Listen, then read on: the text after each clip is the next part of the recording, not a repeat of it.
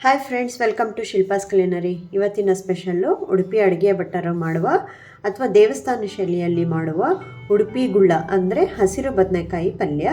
ಇದನ್ನು ಸ್ವಲ್ಪ ನೀರಿನಿಂದ ಮಾಡ್ತೀವಿ.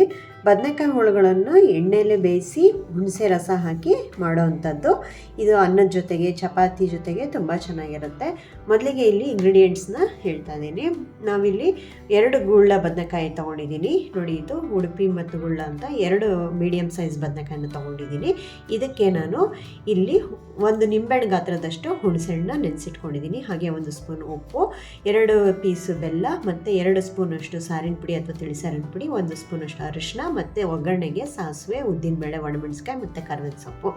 ಈಗ ನಾನು ಬದನೆಕಾಯಿನ ಚೆನ್ನಾಗಿ ತೊಳೆದು ಈ ಥರ ಉದ್ದುದ್ದಕ್ಕೆ ಸಣ್ಣ ಹೋಳುಗಳಾಗಿ ಕಟ್ ಮಾಡ್ಕೊಳ್ತೀನಿ. ಈ ಥರ ಉದ್ದ ಕಟ್ ಮಾಡಿಕೊಂಡು ಮತ್ತೆ ಅಡ್ಡದಾಗಿ ಕಟ್ ಮಾಡ್ಕೋಬೇಕು, ಯಾಕಂದರೆ ಇದು ಬದನೆಕಾಯಿ ದೊಡ್ಡದಿರುತ್ತೆ. ಸೊ ಇದನ್ನು ನಾನು ಈ ಥರ ಕಟ್ ಮಾಡಿಕೊಂಡು ನೀರಿನಲ್ಲಿ ನೆನೆಸಿಡ್ತೀನಿ. ಯಾಕೆಂದರೆ ಕಪ್ಪಾಗಬಾರ್ದು ಮತ್ತು ಅದರ ಒಗರು ಬಿಟ್ಕೋಬಾರ್ದು ಅಂತ ಅಂದ್ಬಿಟ್ಟು ನಾನಿಲ್ಲಿ ಬದನೆಕಾಯಿನ ನೀರಿನಲ್ಲಿ ಸ್ವಲ್ಪ ನೆನೆಸಿಡ್ತೀನಿ. ಈಗ 2ನೇ ಬದನೆಕಾಯಿನೂ ಅದೇ ಥರನೇ ನೋಡಿ, ಈ ಥರ ಎಲ್ಲೂ ಹುಳ ಆಗಿಲ್ಲ, ಚೆನ್ನಾಗಿರೋ ಬದನೆಕಾಯಿ ತೊಗೊಂಡು ನಾವು ಈ ಥರ ಉದ್ದುದ್ದ ಕಟ್ ಮಾಡಿ ಮತ್ತು ಅಡ್ಡಕ್ಕೆ ಕಟ್ ಮಾಡಿ, ನೀವು ಬೇಕಂದರೆ ಇದಕ್ಕಿಂತ ಸಣ್ಣ ಪೀಸ್ ಕಟ್ ಮಾಡ್ಬೋದು. ಆದರೆ ಒಗ್ಗರಣೆನಲ್ಲಿ ಇದು ಸಾಫ್ಟ್ ಆಗೋದ್ರಿಂದ ಈ ಸೈಜ್ನಲ್ಲಿ ಹೆಚ್ಕೊಂಡ್ರೆ ಚೆನ್ನಾಗಿ ಸಿಗುತ್ತೆ ನಿಮಗೆ ಊಟ ಮಾಡುವಾಗ. ತುಂಬ ಚೆನ್ನಾಗಿರುತ್ತೆ ಇದು. ನೋಡಿ, ಈ ಥರ ಎಷ್ಟು ಹಸಿರಾಗಿ ತುಂಬ ಚೆನ್ನಾಗಿದೆ. ಇದನ್ನು ನಾನು ನೀರಿನಲ್ಲಿ ಒಂದು 5ರಿಂದ 10 ನಿಮಿಷ ಸ್ವಲ್ಪ ನೀರಿನಲ್ಲಿ ಹಾಗೆ ನೆನೆಯೋದಕ್ಕೆ ಬಿಡ್ತೀನಿ. ಅಷ್ಟೊತ್ತಿಗೆ ನಾವು ಒಗ್ಗರಣೆ ಎಲ್ಲ ಮಾಡ್ಕೊಳ್ಳೋಣ. ಒಂದು ಬಾಣಲಿನಲ್ಲಿ ನಾನು ಒಂದು 3 ಟೇಬಲ್ ಸ್ಪೂನಷ್ಟು ಎಣ್ಣೆ ಹಾಕ್ಕೊಳ್ತೀನಿ. ಎಣ್ಣೆ ಹಾಕೊಂಡ್ಮೇಲೆ ಕಾದ್ಮೇಲೆ ನಾನಿಲ್ಲಿ ಸಾಸಿವೆ ಮತ್ತು ಉದ್ದಿನಬೇಳೆ, ಒಣಮೆಣಸಿನ್ಕಾಯಿ 3 ಹಾಕ್ಕೊಳ್ತೀನಿ. ಈ ಒಣಮೆಣಸಿನ್ಕಾಯಿ ಸ್ವಲ್ಪ ರುಚಿಗೆ ಮತ್ತು ಸ್ವಲ್ಪ ಖಾರನೂ ಬರುತ್ತೆ. ಆಮೇಲೆ ಸ್ವಲ್ಪ ಕರಿಬೇವಿನ ಸೊಪ್ಪು ಕೂಡ ಹಾಕ್ಕೊಳ್ತಾ ಇದ್ದೀವಿ.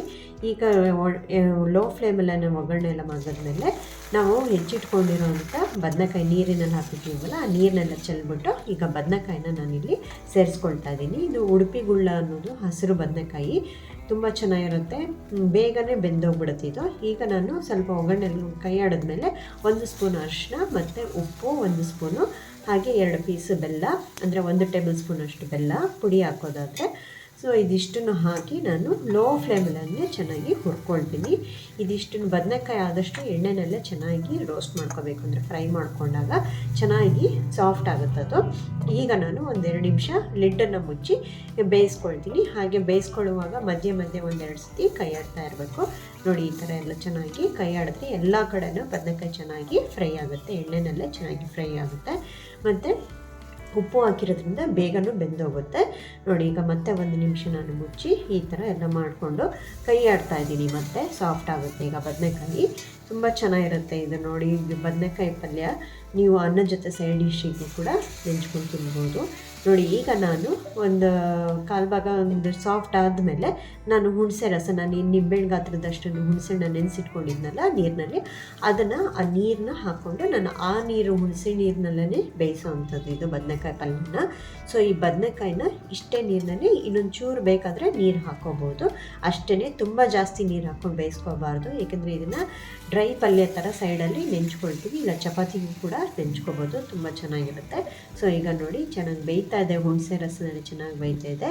ಈಗ ಒಂದು 50 to 60% ಬೆಂದಿದೆ, ಇನ್ನೂ ಒಂದು ಸ್ವಲ್ಪ ಬೇಯಬೇಕು. ಇದೊಂದು 80 to 90% ಬೆಂದರೆ ಆಮೇಲೆ ನಾವು ಅದಕ್ಕೆ ಸಾರಿನ ಪುಡಿ ಸೇರಿಸೋದು. ಈಗ 1-2 ಸ್ಪೂನ್ ಅಷ್ಟೇ ನೀರು ಹಾಕ್ಕೊಳ್ತಾ ಇದ್ದೀನಿ, ಜಾಸ್ತಿ ನೀರು ಹಾಕ್ಕೊಳ್ಳಲ್ಲ. ಇದು ತುಂಬಾ ಸಾಫ್ಟಾಗಿ ತುಂಬ ಮೆತ್ತಗಾಗೋದು ಬೇಕಾಗಿಲ್ಲ, ಯಾಕೆಂದರೆ ಉಪ್ಪು ಖಾರ ಎಲ್ಲ ಹಾಕಿ ಹುಳಿ ಎಲ್ಲ ಹಾಕಿದ್ಮೇಲೆ ಸಾಫ್ಟ್ ಆಗುತ್ತೆ, ಮತ್ತು ಖಾರ ಬಿದ್ದ ಇನ್ನೂ ಸಾಫ್ಟ್ ಆಗುತ್ತೆ ಚೆನ್ನಾಗಿ. ಬೇಯ್ತಾ ಒಗ್ಗರಣೆನಲ್ಲಿ ಕೈ ಆಡ್ತಾನೆ ಸಾಫ್ಟ್ ಆಗಿಬಿಡುತ್ತಿದ್ದು. ಹಾಗಾಗಿ ನೀರನ್ನ ನೋಡಿಕೊಂಡು ಕಮ್ಮಿ ಹಾಕಬೇಕು, ಎಷ್ಟು ತೋರಿಸಿದ್ನಲ್ಲ ಈಗ ಅಷ್ಟನ್ನೇ ಹಾಕ್ಕೋಬೇಕು.